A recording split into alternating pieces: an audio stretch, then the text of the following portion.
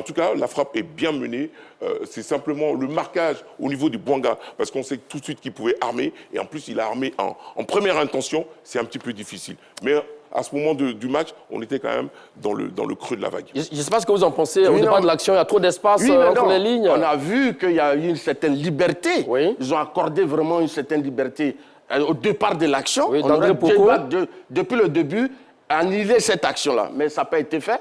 Un seul joueur parmi 3 défenseurs ivoiriens, et le ballon est envoyé à celui qui le marque, mais je crois que c'est un beau geste technique. Il a mis le ballon hors de portée du gardien de but. Effectivement, c'est ce qu'on disait. Hein. Donc, Opéry, dans cette première période, était complètement déboussolé. Et la paire Abadou, Ousmane Diomandé était complètement aussi à la peine. Mais la Côte d'Ivoire va revenir juste avant la mi-temps. Comme on le dit, le 3e but dans les rencontres de football est très important. Et la Côte d'Ivoire parvient donc à revenir à la marque à la 44e minute.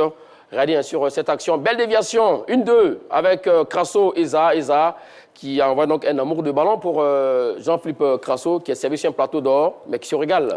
Monsieur Magat, je pense que l'action ici, monsieur Jean-Philippe Crasso remet un ballon à Wifriza, qui remet à son tour le ballon. Si on est à ce niveau, qu'on est incapable de faire une passe à un partenaire, je ne partage pas votre avis que c'est un amour de ballon envoyé par M.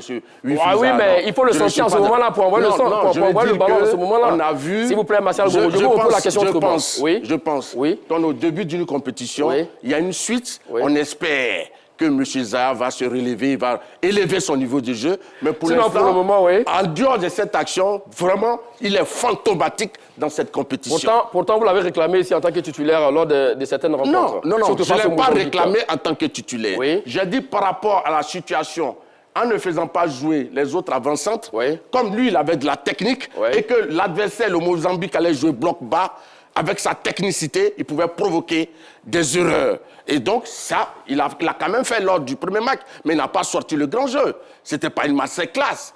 Nous l'avons dit. Malheureusement, M. Magat, nous n'avons pas été soutenus.